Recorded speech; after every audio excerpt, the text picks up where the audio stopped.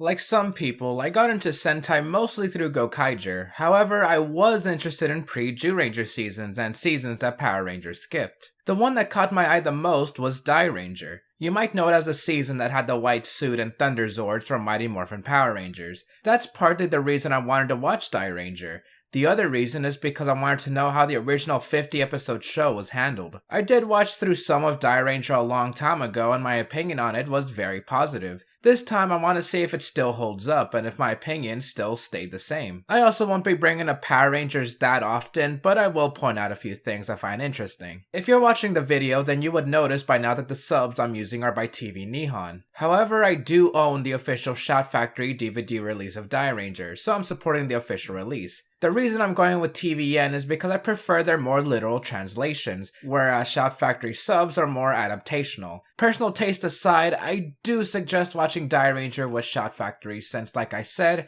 they're more adaptational and would be way easier to understand. I'll explain what I mean later. For now, we start with the theme.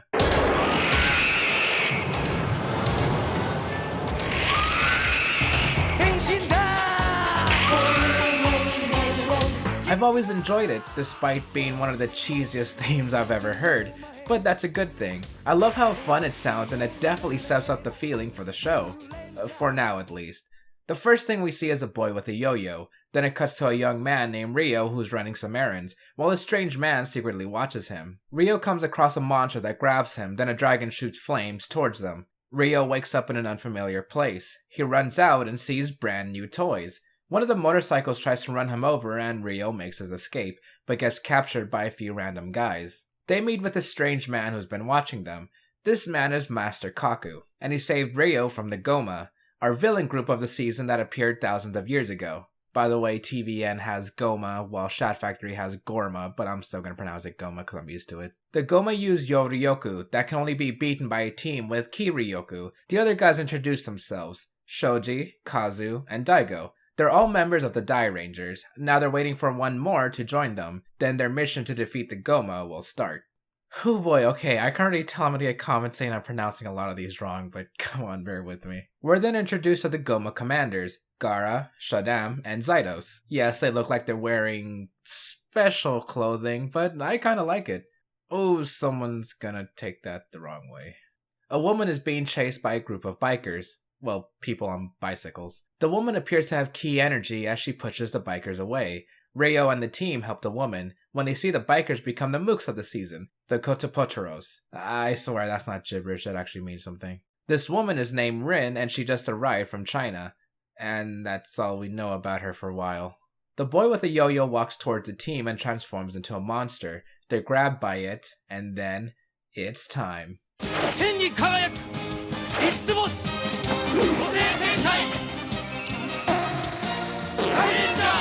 These are the Dairangers, and I really like their suits. While obviously Chinese inspired, they still look how a Sentai would.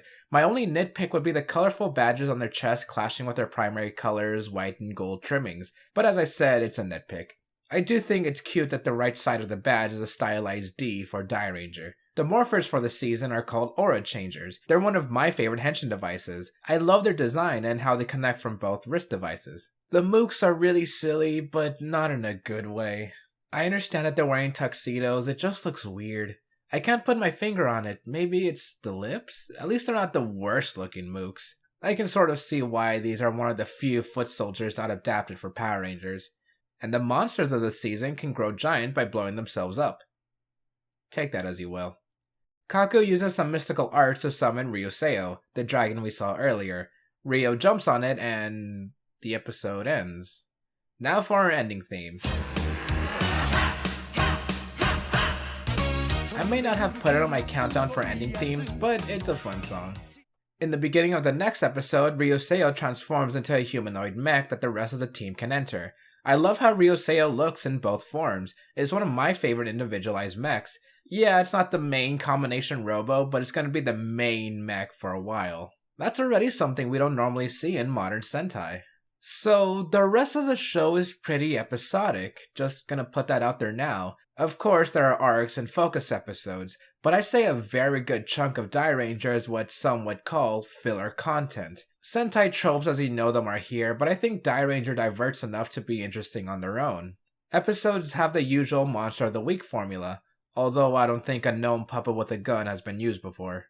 In episode 4, we get more backstory on the Goma. Thousands of years ago, a few tribes lived in the Tao civilization. People prospered and lived in peace, until the Goma tribe took over the Taoist empire. A rebellion rose but caused a war that tore the country apart. During the war, other Kiden beasts aside from Ryuseo helped the Dai tribe.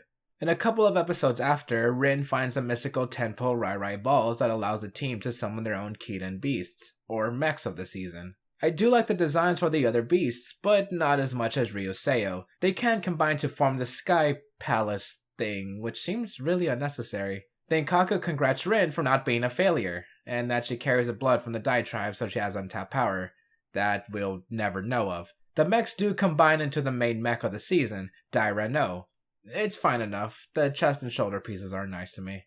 Snarky remark aside, I'm gonna bring up here that Dairanger had a movie that takes place between episodes 8 and 9. With how much Chinese mythology is part of the show, you'd expect a cool title, but no, it's just called Gosei Sentai Dairanger the movie. That's not a negative, I just think it's funny. Normally I'd go into detail and explain what happens, however, being completely honest, it's basically another episode of Dairanger with a budget.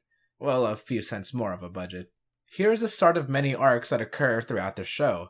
You would know arcs as happening one episode after another, but what I like about Dairanger is that continuing plot points are scattered as you watch. You'll know what I mean. Episode 9. A rainbow peacock has been falling around Daigo. The team finds out that it's actually a warrior from 6,000 years ago. Her name is Kujaku, or literally translated, peacock. During the war against the Goma tribe, Kujaku chased after a wounded Gaara. A monster was created to lure Kujaku into a trap, but she couldn't resist.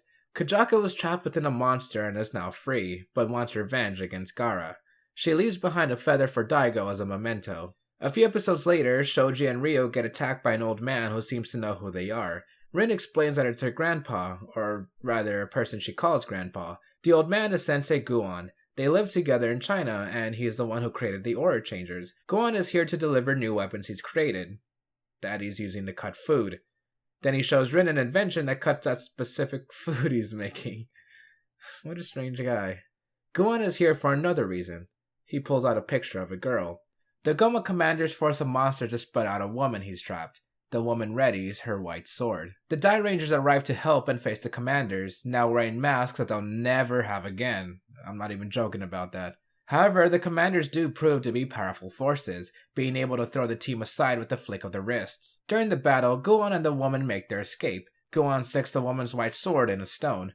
Whoever pulls it out will be the next Dairanger.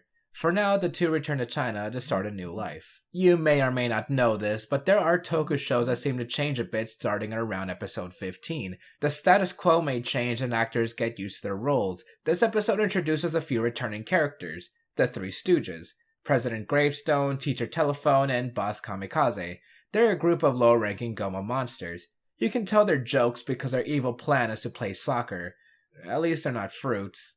Yeah, Dairanger can get either really serious or really stupid.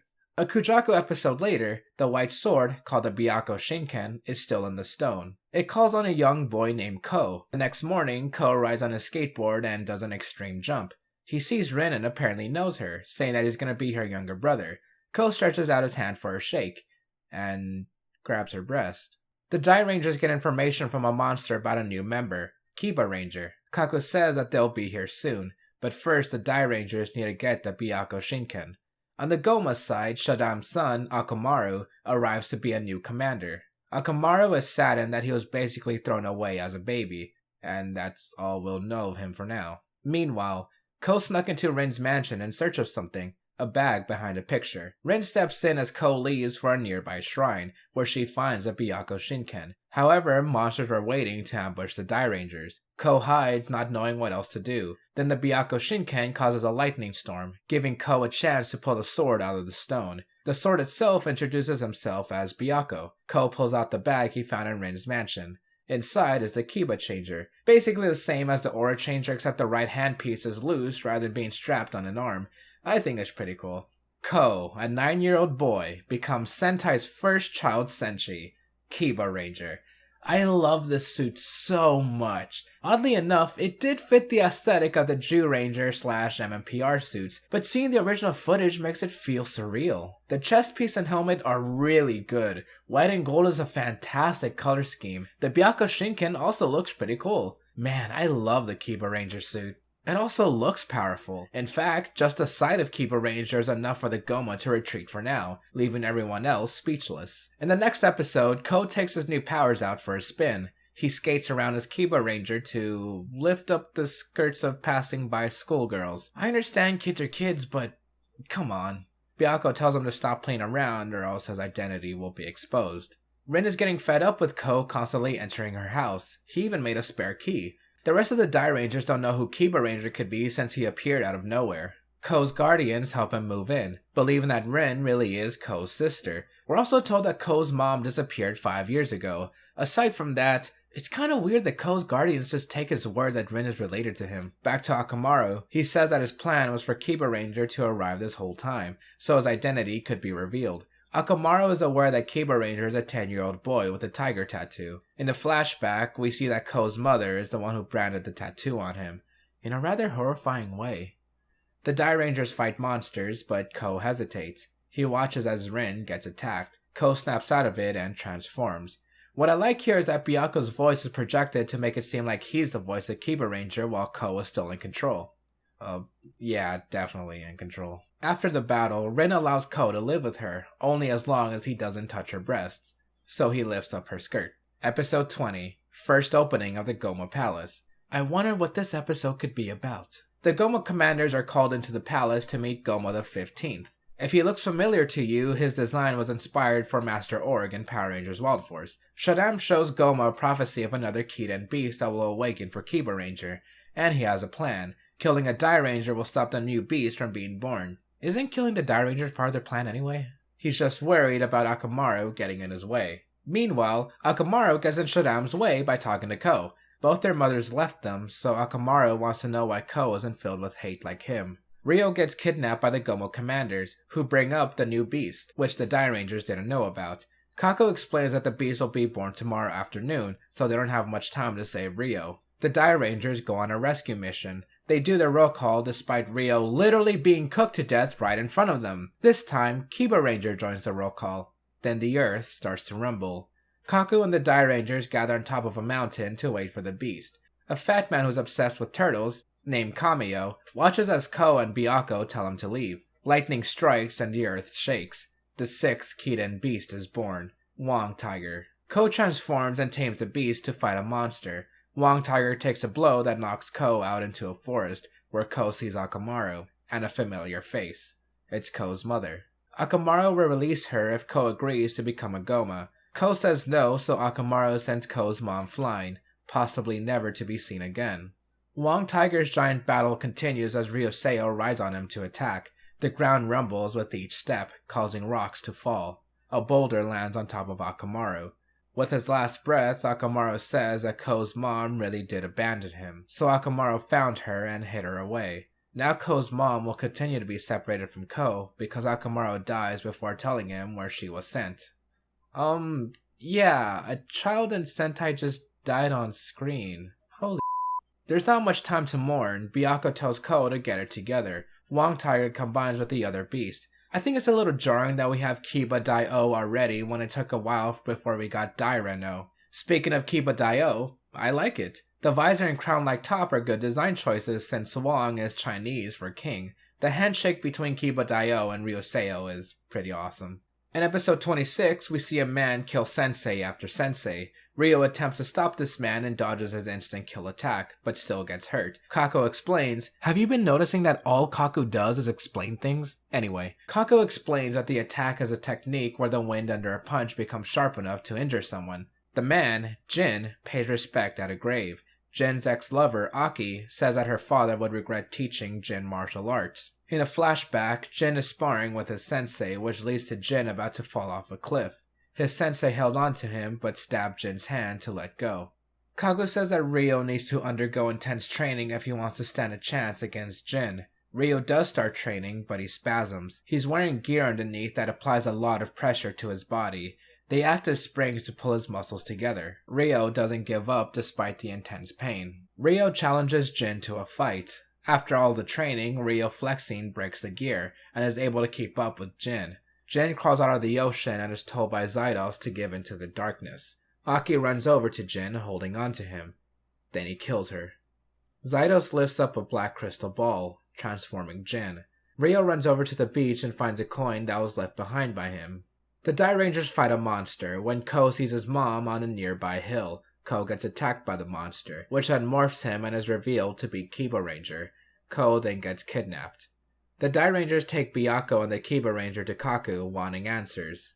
Byakko introduces himself, saying that he wanted to keep Ko's identity as a secret to protect him, since people underestimate a child, and for one other reason. A flash of light shows Ko's mom standing in front of the team. She's the one who asked Byakko to keep Ko a secret, because he's the son of a Goma. Ko's mother was forced to brand his arm to seal away the Goma energy within him. However, the tattoo is losing its effect. Ko needs to physically meet with her before his 10th birthday, or else he'll become a Goma. The Dairangers discuss what to do. Then Guon pops up. He's here to give the team a new weapon to save Ko, the Kiryoku Bazooka. It's supposed to be powered by the 7 Tempo Rai Rai balls, or rather, the 7th being more of a turtle shell-shaped jewel. Kazu remembers seeing Kameo with a similar jewel. They became friends in an earlier episode that wasn't all that important. Kazu runs to Kameo's house, where he sees a frightened Kameo hiding under a blanket. He threw the jewel away because he was scared of something. Kameo searches for the jewel but disappears. Or did he? Kameo actually transformed into a turtle. Meanwhile, kidnapped children, including Ko, are slaved away to dig for the Goma. Then they hit something. The entrance to hell. Despite missing the Rai Rai jewel, the Dairangers use their new bazooka to save Ko and the children. Once everyone is gone, Goma the 15th flies down from the palace. He pulls out a fishing rod and casts a lure inside hell. He's searching for something. Or someone. If getting out of hell was this easy, then the God of War games would have been much shorter. In the next episode, Kazu gets into some trouble with the Goma. Ko, Guon, and Rin talk to Kameo. We find out that Kameo was originally a turtle, but not just any turtle. He used to be a keyed-end beast named Daimugen. 6,000 years ago, Daimugen fought alongside the Dai tribe. Daimugen was more of a pacifist, so after the war, he hid away as a human and erased his memories, but now it's time to fight again. Fight for Kazu. Kameo grabs onto the jewel and helps the Dairangers fight a giant monster. He transforms into Daimugen, the strongest of the keyed-end beasts. Us Westerners know it as Tor the Shuttle Zord. It's the silliest mech of the season, but I always thought it was really cute how the way it flopped around. Daimugen doesn't have a terrible design. It's a turtle, you can't exactly make that look bad. Daimugen has a stance that lets it stand up and shoot from its cannons. This form looks kinda weird, but it's alright. Daimugen can also recharge other mechs from inside its shell. Yeah, that made no sense to Power Rangers, and it makes even less sense in the original context. Why didn't the mechs need to recharge before? Daimugen has yet another form that combines all the mechs together to create this huge cluster of metal, so it can fly up and literally squash the monster. Brutal. Oh, and Goma the 15th fished Akamaru out of hell. But man, how tokusatsu is it to stack giant robots on top of each other to kill a monster by body weight alone? This isn't the only time it happens either. It's really awesome. 5 episodes later, we get more story around Kujaku. She's searching for the Peacock's Tear. It looks like lettuce that can purify any evil on Earth. Daigo meets up with Kujaku, wanting to know how she and Garo are related. A long time ago, Kujaku and Garo were friends in the Dai tribe. A landslide happened and Garo protected her, leaving a scar on Garo's cheek. Kujaku wanted to erase the scar, so she trained to inherit the power of the King of Peacocks. However, once Kujaku received the power, it was too late. The war started and Garo defected to the Goma side. Garo's side of the story is just what Kujaku said. Garo doesn't regret saving Kujaku, but getting a scar meant that Garo couldn't show her face around the Dai tribe again. But why? That seems extremely shallow for a tribe that's been prosperous. Maybe it wasn't the tribe and Garo was just overreacting? This just seems really contrived. Garo said she would do anything to erase the scar, even side with the Goma. Okay, so after 6,000 years her scar is still there, so what did she gain by attacking her tribe? Again, contrived, and makes no sense on top of that. Episode 37. Ko, Kameo, and Kazu are stargazing. Kameo sees a dragon flying over the moon and is scared of it. He says the Great King of Terror is coming. To make things worse, Ko is getting closer to his 10th birthday, so the revived Akamaru is sending dark energy through Ko's dreams. The Dairangers are called upon to fight the Goma who are attacking the city. Ko arrives too, but fights his team. There's a giant monster, Goma are attacking on the ground, and Ko is losing his mind. What else can go wrong? Kameo yells out a warning that something is coming. A giant dragon flies over Tokyo. This thing is generally frightening, especially when compared to Ryuseo's size. This dragon is called Daijin Ryu. It was created to bring balance. It doesn't care who the good guys and bad guys are. It has no sense of right or wrong, black or white. It just wants balance. Kaku knows what must be done. While the Dairangers are out saving civilians, Kaku opens a secret passageway and enters the Goma Palace. The commanders try to stop him, but Kaku pushes them aside. Kaku meets with Goma the 15th to form a truce. Goma laughs, thinking that Kaku is just scared of the Goma. Then Daijin Ryu attacks the palace. Goma the 15th is about to fall to the ground, but Kaku catches him, still wanting the truce. Kameo tries to help, but even his impenetrable shell is about to be crushed under Daijin Ryu's foot. Then silence. Daijin Ryu stops moving and flies back into space. A ceasefire has been accepted. However, Ko has gone missing. Jin is locked in a Goma cell. The nearby Mook gets tricked and Jin makes his escape. Saidos knew this would happen, so he had a plan. While playing baseball, Ryo stumbles upon Jin's body and helps him recover. The team is dumbfounded as to why Ryo would help his enemy, when Jin tried to kill Ryo on multiple occasions that I didn't talk about. There was one time where Jin saved Ryo. After helping Jin, the two share as to why they helped one another. It was just the right thing to do. Jin makes Ryo promise one thing. If Jin ever becomes a heartless monster, then Ryo needs to kill him. What a coincidence we find out that shortly after, Jin turns out to be a monster created by Zydos. Ryo drives his sword into Jin's heart. The sword is too shallow, but Jin forces the sword in deeper. This returns Jin to normal somehow, so he and Ryo stand back to back against a horde of mooks. That's pretty awesome. When that fight's over, Ryo and Jin face each other for one last fight of their own. Ryo gets the upper hand, becoming the victor. Jin smiles, thanks Ryo, and walks off injured. Jin stumbles over a desert, when an army of Kotopotaros appears behind him. Jin flips his coin. The Kotopotaros shoot. Man, the Final Fantasy VII remake is looking great. This is probably the weirdest way I'll bring up exposition, but it needs to be said for context later. We have one more episode with the Three Stooges that ends with them wanting to atone for their sins. They send Shoji a gift, a flag with words of friendship from the Stooges. In the following episode, Daigo gets a lead on the Peacock's tear that Kujaku was searching for. Meanwhile, Kujaku has been fighting Gaara, and is forced to use an energy blast, making Gaara lose her eyesight. Kaku appears in front of the team. He says that even if Kujaku gets the Peacock's tear, the Earth's pollution will still be here and continue to hurt her. Daigo says that he will do anything to help her, although anything requires the entirety of humanity to be destroyed. You probably know where this speech is going. Humans are the true monsters for causing pollution, blah blah blah. The Peacock's tear would save Kujaku, but hurt mankind at the same time. Kujaku overhears what Kaku said, and knows what needs to be done. She takes the Peacock's tear and uses it to restore Gaara. Kujaku then throws the Peacock's tear into a lake. Unfortunately, Kujaku has slowly been dying, indicated by her feathers that kept falling over the course of the show. Her last feather drops, then Kujaku dies in Daigo's arms. He holds onto her feather as Kujaku ascends to heaven as the new Peacock Queen. Episode 42. Ko's mom has been found and is being kept by Akamaru. The Dairangers fight off a monster that emits energy to the surrounding area. Ko wakes up in a cave and transforms. Daijin Ryu flies back to Earth.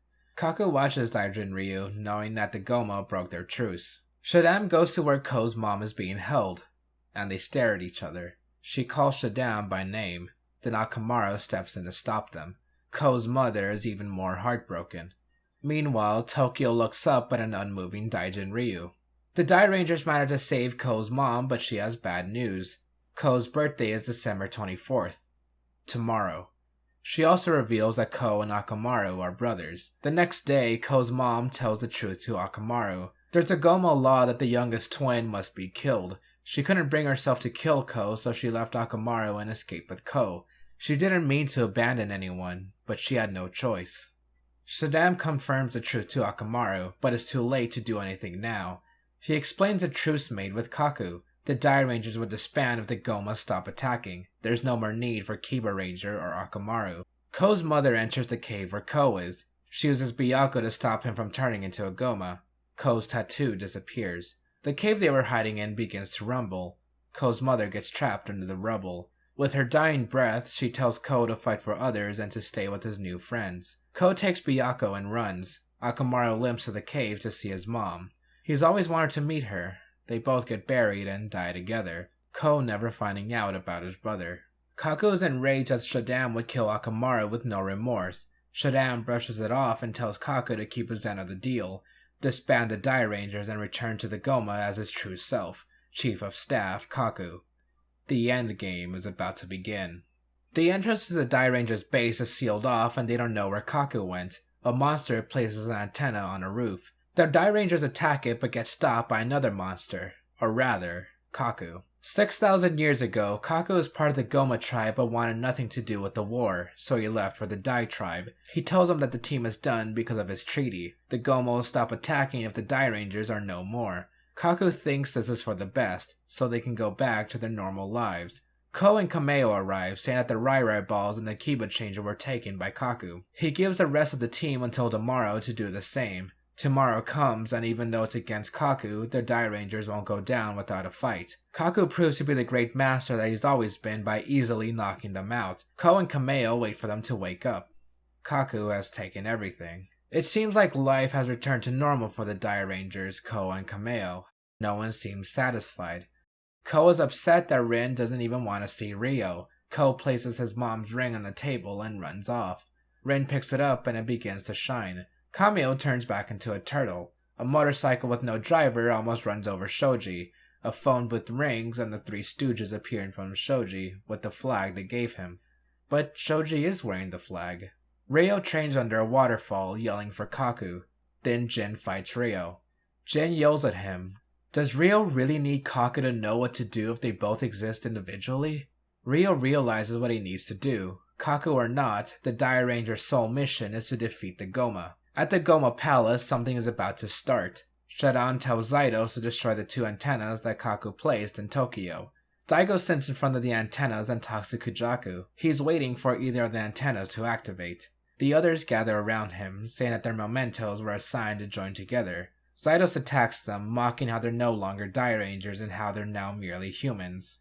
He tells them that Kaku returned to the Goma to battle to be the next in line for Goma Emperor, Goma the 16th.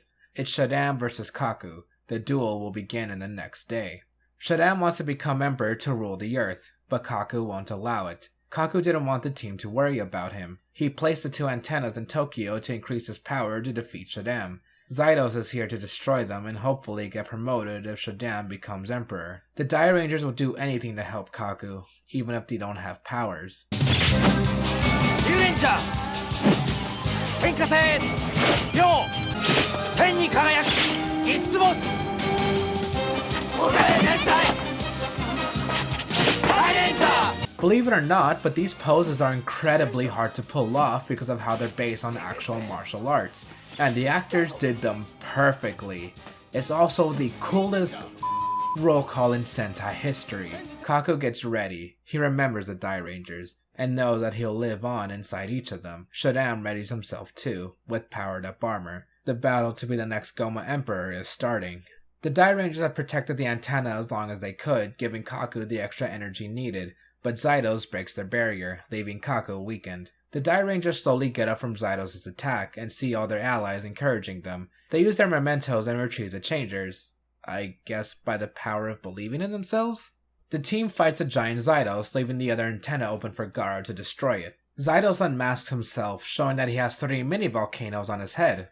What? Krakatawa!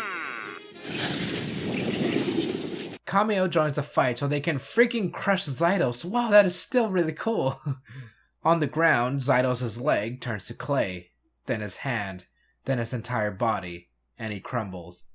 Kameo tells the Dairangers about Kaku's secret tunnel under their base, which Daigo was able to break through earlier. The Dairangers ride off, but they're too late. Kaku has taken a mortal blow from his battle with Shadam. They gather around him and hear his final words. With that, Master Kaku dies. The Dairangers can't cry for long, they still have a mission to accomplish. It's time to storm the Goma Palace. Shadam tells Goma that the Dairangers are attacking. Shadam wants one thing, Goma's jewel. He can't get it until Goma the 15th retires. Shadam uses an attack that makes Goma turn to clay. Goma really died 6,000 years ago. Shadam created a puppet to secretly lead the Goma for him until this day. God, that image of Goma's head is really creepy. Ryo, Kazu, and Shoji see Goma fall apart the same way Zydos did. Shadam reveals that he also created Zydos and Gaara to be mud puppets. Meanwhile, Daigo and Rin have been holding off Gaara. Then Kujaku interferes. She shows that Gaara has already ascended to heaven. The real Gaara speaks, turning the Gaara we knew to clay. Kujaku says goodbye for the last time. Shadam holds the jewel and becomes Goma the 16th. But I'm still gonna call him Shadam. He fights the Dairangers until an old friend stomps onto the earth. Daijin Ryo attacks the Goma Palace. Episode 50, Let's Go. The title is actually Let's Go, I'm not trying to be enthusiastic. The Dairangers gather to summon all their powers for their Rai balls. Kaku appears in front of them to offer words of wisdom. Darkness and light are one and the same. One can't exist without the other. So the Dairangers need to stop fighting and flee the crumbling palace. However, Ryo runs deeper into the palace to defeat Shadam once and for all. The two struggle until Ryo stabs a knife into Shadam's chest. Shadam spits out mud. He falls to his knees and crumbles. The Goma are no more, and Daijin Ryo flies back into space. The Dairangers look out to the sunset, where they see Ryo stumble to the ground.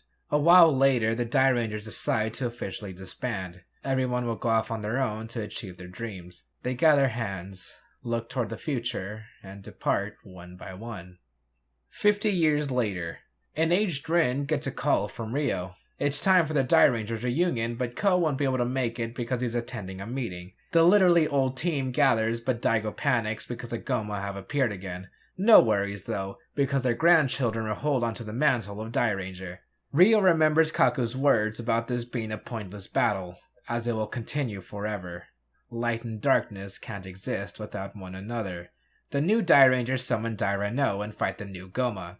Ryo looks horrified. If this battle does continue, then Daijin Ryo will inevitably return. Everything truly is meaningless. One more thing. Thank you, Team Nihon, and thank you, Shout Factory, for subbing this amazing series. Gosei Sentai Dairanger! Alright, so Dairanger. I am K-Chin, and as those who know me know, I am a huge fan of Dairanger. First off, I am upset that only Kiba Ranger suit was adapted for MMPR, as the Dairanger suits are pretty freaking awesome in my book and deserve better than to be used like twice in Super Mega Force. Second off, I love that Dairanger itself is based off of Chinese mythology, as you may know if you paid attention to the season itself or if you watched that Akiba Ranger episode. Thirdly, I am actually Chinese myself, and although Japan may not have been on good terms with China back then, keep in mind I'm not a history buff, I can still appreciate the fact that they respect them enough to make a godly story and awesome attacks based off of my country of ancestry. Now I'm not going to give spoilers about the true ending here, but I love the Taoist yin-yang parallels at the end, along with that ending actually making complete sense if you look at it a certain way. There were several reasons for me to like Dairanger, but to cut it very short, I like Shoji the most simply because his color was blue. But as I watched more and more, I started to enjoy his relationship with the three Goma stooges even more. Shoji had also appeared in Gokaiger with Ai Hamura, his actor coming in with his own custom Tenma Ranger key. Now you may identify me with the Tenma Ranger profile picture, because as you know, Shoji is my favorite Dairanger.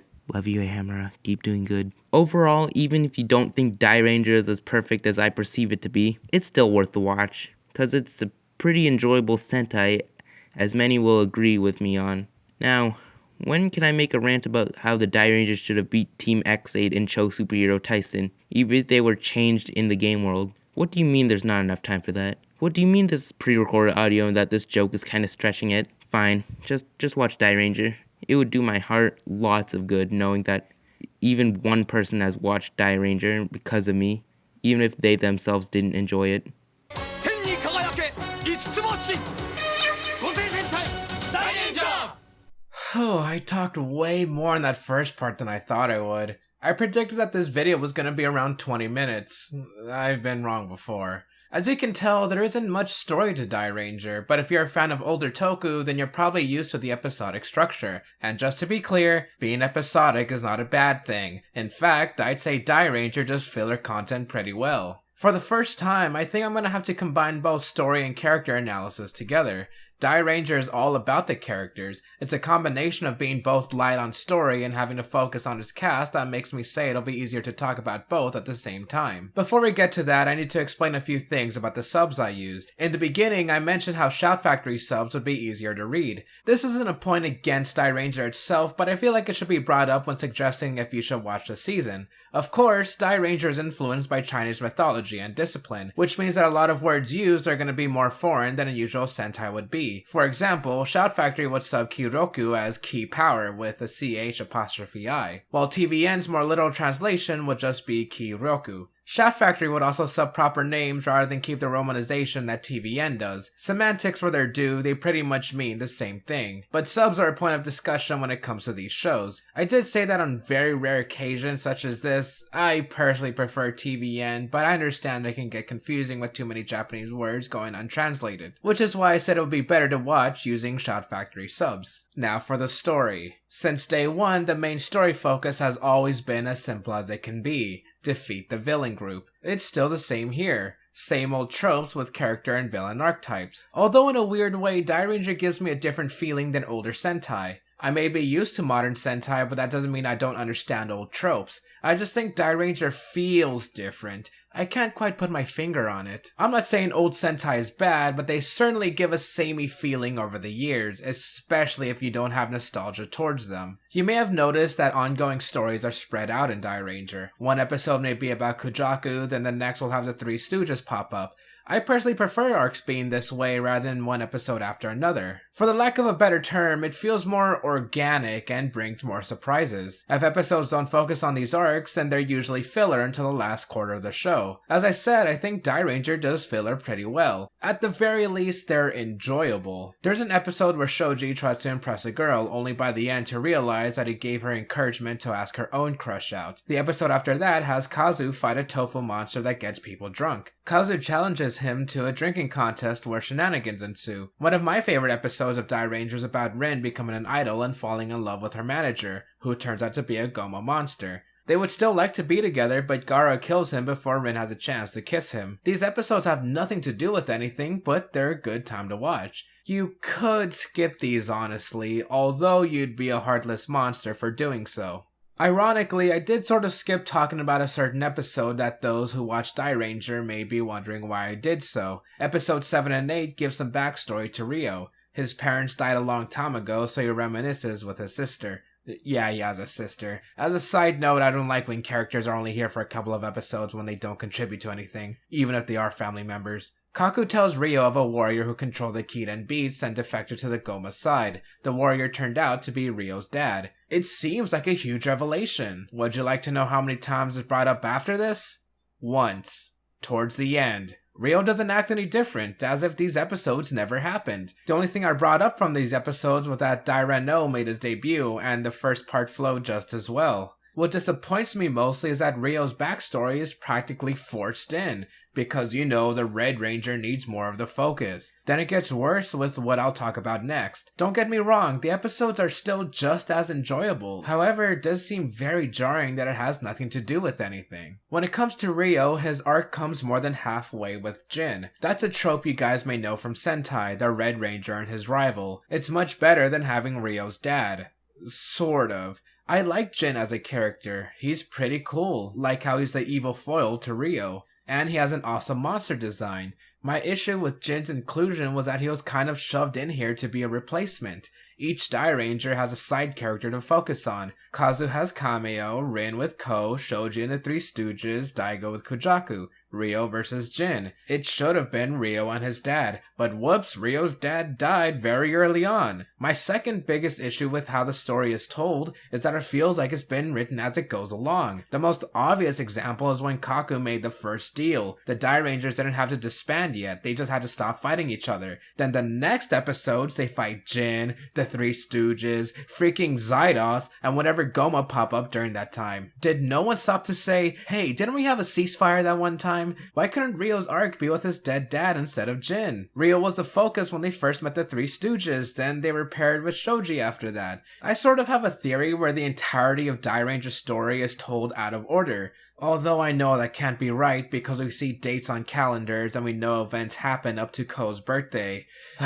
It just all feels so off. Let's get back to some positivity. One of my favorite arcs is with the Three Stooges and Shoji. The Stooges' debut was a Ryo-focused episode, weirdly enough. Still, I like the concept of a sub-monster group so incompetent that they're called Stooges within the villain faction. Episodes with the Stooges were always a treat because they were almost always comedic. The serious bits to them are done well. In one episode, the Stooges begged Shoji to help them. They were going to be kicked out of the Goma if they didn't win a fight against the Dairangers at least once. Shoji felt sympathy because he's always been an outsider that was made fun of too. After trying his best to believe in the Stooges, Shoji was betrayed. In another episode, the Stooges had one last chance, so they challenged Shoji to a race.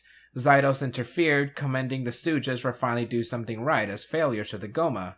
Kamikaze, the bike monster, felt accomplished despite being an outcast and finally wanted to do right by Shoji, so he and the other Stooges blew themselves up with Zydos. There was character development for Shoji and the monsters. Even outside of that, Shoji does act like he was an outcast, but puts on a smile for his friends. Man, I love Shoji. Not to mention that his actor loved what he did, and was even a fan of Gokaiger's Ranger Keys. He did make his own custom Tenma Ranger Key after all. Daigo and Kujaku were pretty okay. We're told that Daigo is a nature and animal lover. The most we see of it is that he runs a pet store.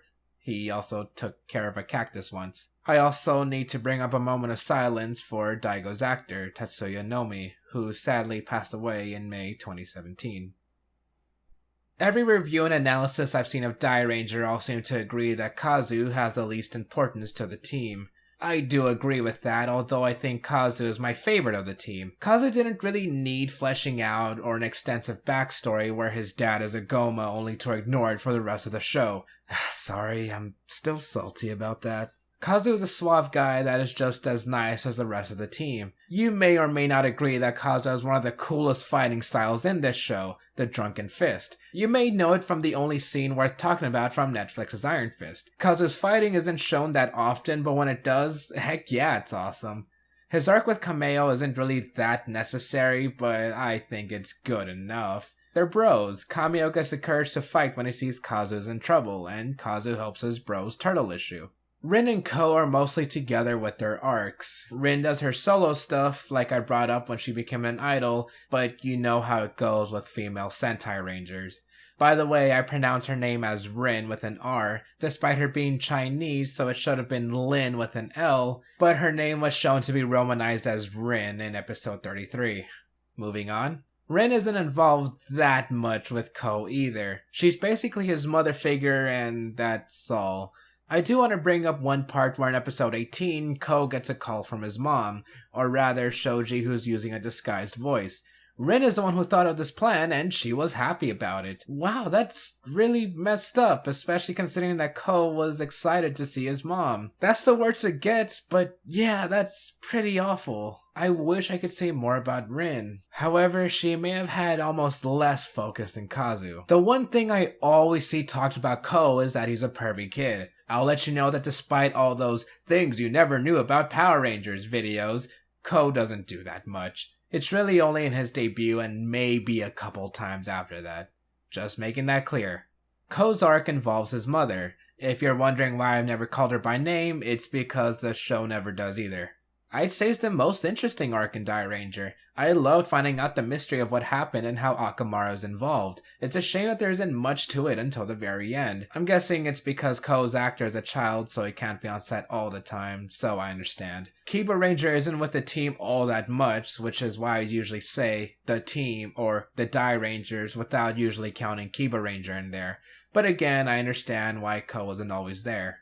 Ko and Akamaru's acting was really good, especially for being child actors. Except for Akamaru's laugh. Ugh, it reminds me of Titus's laugh. You guys are probably expecting me to dive even deeper into Ko's arc, however, what you see is what you get. I can't exactly explain anything more when there isn't. Ko and Akamaru are brothers left by their mother and their father Shaddam. Simple enough, yet an effective mystery within the show. By the way, others think that Dairanger's ending implied that Ko and Rin married later in life. I don't think that's the case. Rin just had a picture frame of Ko. I don't see how you get marriage out of that. Let's get to the Goma. They don't do much early on besides being the villain group. The Gomas, specifically the commanders, get fleshed out more during the second half. The lore and world building with them was great, not to mention how amazing a lot of these monster suits were. I wish we got more of that. I'd like to learn more about the rituals and more of their involvement with the Tao civilization. The commanders were interestingly entertaining. My favorite is Zydos, cause he's a silly buffoon. Garo seemed to be the ringleader, although each commander has a chance to do something. Garo has more involvement because of Kujaku. I like when a villain has some connection to the heroes. It adds an extra layer to the mystery. I didn't really get Goma the 15th though. Was he supposed to be a silly kind of villain? Was he supposed to be funny? He acted like a child, but I don't think it was humorous. Maybe it's not my thing. If a villain is gonna be over the top, then let them be even more over the top. Although it was pretty funny seeing him fly down from the palace and start fishing in hell. Master Kaku. Oh boy. This is gonna be a controversial opinion. I think Kaku is absolutely terrible. Episodes try to have a moral that usually come out of nowhere, explained by Kaku. In the episode where Daigo took care of a cactus, a one-off character tells him to try his best against the Goma. Then here comes Kaku just to say, yup. Early on, Kaku congratulates Rin for not being a failure. In another episode, Kaku gets mad because the Dairangers lost a fight, when they were fairly new to this stuff. I'm not making any of this up for either of the subs. Kaku gives the Dairangers advice that might as well be, hey, stop sucking at your job. And the worst part, he gives us one of the worst endings to a Sentai. Oh yeah, I'm going there. That ending was so pretentious, so unwarranted, so distasteful. Why did Kaku have to say that all this fighting is a waste of time? Is he saying that I shouldn't have watched Dairanger? I don't care if it's trying to be different cause it's not a happy ending, or that I need to read between the lines. Screw that. This is how it was presented, and it was awful. I like the concept of Kaku being an old sensei to this martial arts Sentai. I like his idea as a character. It's just the writing for him was outright bad. When Kaku went back to the Goma, there was a scene where Ryo said he depended on Kaku. I loved that the Red Ranger wasn't exactly a leader type, rather he had Kaku. That's an awesome idea, but Kaku is such a bad character. I don't mind that Kaku was originally from the Goma. That's another awesome idea. Go all out with it, please. The execution was just terrible. Okay, I needed to get that out since I saw the ending. Oh yeah, and one more thing. If Shaddam was the big bad in the end, why not foreshadow that? Was that another thing that was thought up on the spot? Sorry, that bothered me too. Everything else besides that was a nitpick. I promise. Kaku's ending is the only thing I truly wish was changed. I know a general consensus is that Dairanger's ending is pretty bad. I don't know if others meant about Kaku specifically, but at this point, let's just move on. Despite all my complaints, prepare for this revelation. I think Dairanger is a pretty good show. In fact, I love Dairanger. It certainly helps that Dairanger is more of a comedic season, less so during its second half, but still humorous while trying to take themselves seriously. I have a slight preference towards fun Sentai seasons, and Dairanger delivered. It even had awesome serious moments and arcs. I love the characters, even if they might as well be the same person. The villains have pretty cool designs. The stories are wonderful. The motif is great, and most of all, Dairanger is very enjoyable. So, would I suggest Dairanger? Heck yeah, I would. I think this is the pinnacle of classic Sentai. It has all the tropes you would expect from a Sentai, but they're unique with it. A lot of it is very fun to watch. I think you will love a lot of these characters, even side ones that don't appear that often. Visually, I think Dairanger has a few unique ideas. The fighting styles are very awesome to see. The monster designs are probably some of my favorites in the whole series. If there's one thing you may not like besides the ending, is that Dairanger is very different from modern Sentai, and that's a good thing. You may not be used to it, but I think it goes for a very, very, very nice change of pace. My favorite part was that Daira no wasn't even in episode 1, it took a while to get that. Ryusei was basically the main mech, but even he didn't appear a lot in early fights. While having every Sentai trope you can imagine, there are, like I keep saying, a lot of unique things that Dairanger does right. So again, yes, I absolutely would highly recommend you at least try out Dairanger, because it's gonna be a very fun time. And remember to support the official release. With all that being said, I'll see you guys next time when we hide with the ninjas and Ninja Sentai Kaku Ranger. 天に輝く五つ星今日も特別野球戦隊大レンジャー